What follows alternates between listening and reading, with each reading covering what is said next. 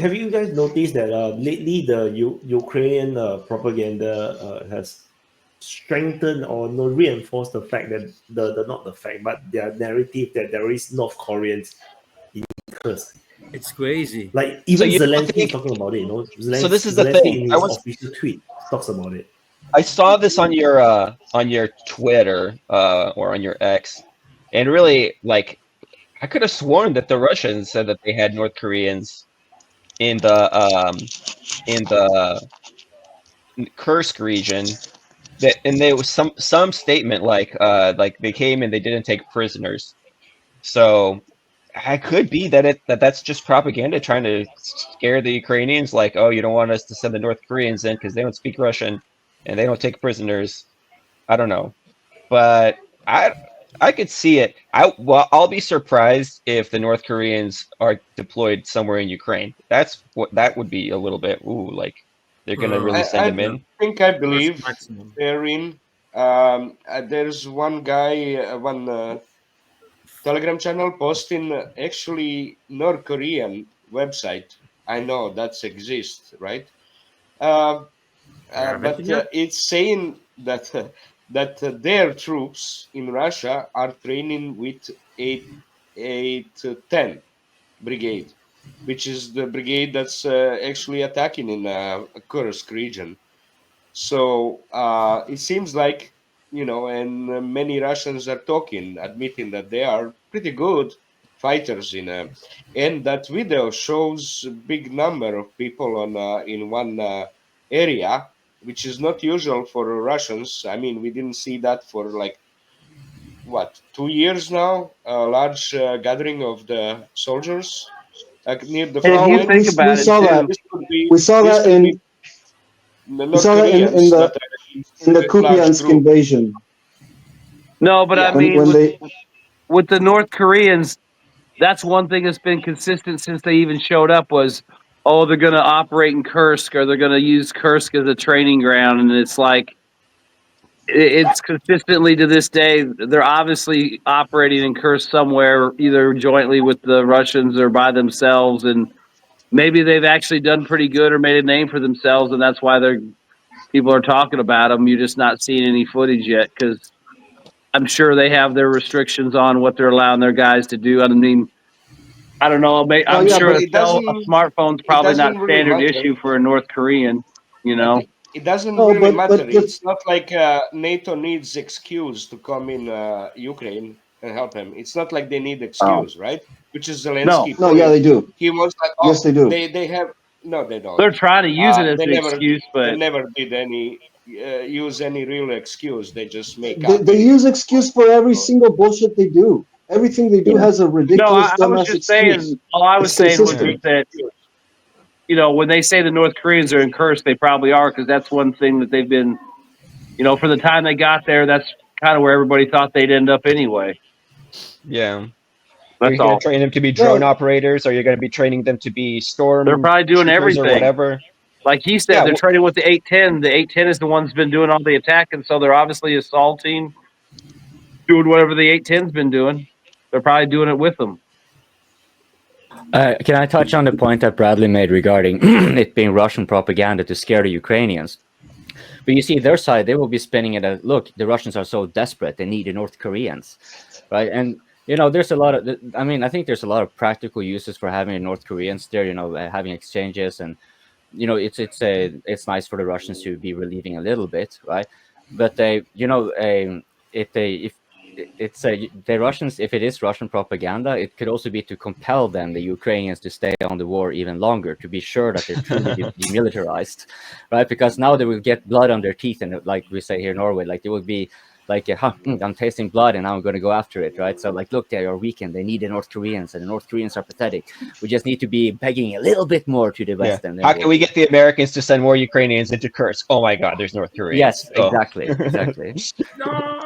Well, yeah, that's a super good point, and also on the issue of propaganda, because I've heard like Russians saying that they are confirming that there are North Koreans and that they took a town, like military summary, I think, was talking about that Russian sources had confirmed that the North Koreans took a town south of of Suja, and yeah, and then there's those images. But what I find pretty weird is that how come the Ukrainians haven't produced any single little tiny bit of evidence of North Koreans That's there? the And question, so because and so it makes sense that it's a propaganda, like that the Russians might use it as a propaganda to intimidate the Ukrainians, but also it's a huge morale boost for the Russians. Like all I've heard of Russians online about the North Koreans is that they're fucking happy about it. They're like cheering it on, like, yeah, please, brothers from North Korea, come and fight. And they're super happy for that for several reasons. One of them is because, like, if North Koreans go in, then that's less Russians dying, but also because it gives them this sort of psychological support of like having another nation literally backing them in the war. And also they did sign this. The Russian government did ratify defense this thing. treaty, this defense treaty, which literally states that North Korea should step in if Russia's being invaded by a foreign power. So they have the legal right to do that. The only You're thing weird is right. that Forgot about that.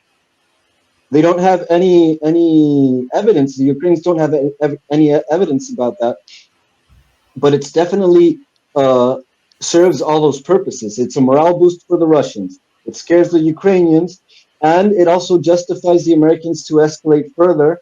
And that might be in Russians' interest because they're not ready. They're not really into having to reject a deal.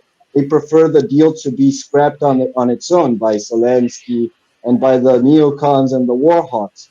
So maybe they are just incentivizing that, and it kind of makes sense to what they've been doing all this while. Like, why don't you destroy the forces in Kursk? Well, because if it's still open, then they're going to keep on pouring troops inside. Once a battle line is cut, then there's no more troop investment in that specific point of the front. But if the battle is still open, if the battle line is still open, then the enemy has to keep on pouring troops in. And so anything you can do to make them keep on pouring troops in helps your attritional strategy. And also think of it as counter escalation for all of the, because the Russians have been saying this all along, that we have taken on huge numbers of Polish mercenaries. We've taken on even numbers of French mercenaries, things like that. So count a little bit of counter escalation. Like we could play that game too. We could put in some North Korean mercenaries, almost like a. Like if you don't think we can double down on this, maybe you shouldn't double down on that. Like, oh, you think we can't get 10,000 more North Korean troops here? They seem to be very motivated. I'm sure the North Korean troops that get sent over to Russia are probably ideologically extremely motivated. I'm sure that these are the boys that you would want to send in there. You know, so yeah, so you get the cream of the crop of more North Korean troops being sent out there. I think that that's a potential Well, the avenue for escalation. That's the so comment funny. It's of the such a Russians. huge number of Koreans that they think that way. Strategic point about 10,000 Koreans. I mean, you developed the whole theories of the, thinking, strategic thinking of what this gonna think, what they gonna do. I mean, it's idiocy. First, Russians don't wanna babysit foreign troops and teach them. They don't wanna do that. It's not a morale boost for the troops. Yeah, it is. Yeah, it's not. No, I'm not They saying don't want to I'm not saying it's babysit a morale. people. They don't want I'm to not talking babysit. about Okay, you said I'm you not had your own. talking You had your I'm own. not You talking said it. about morale I'm boost just. for the troops. Oh, I'm come talking on. about what the Russians online say, Yeah, the yeah. civilian Russians online say Didn't you say about the situation. already? They're all super stoked about it. Sorry, just that. Go Yeah, on. yeah, yeah. No, Russians soldiers don't want to babysit others.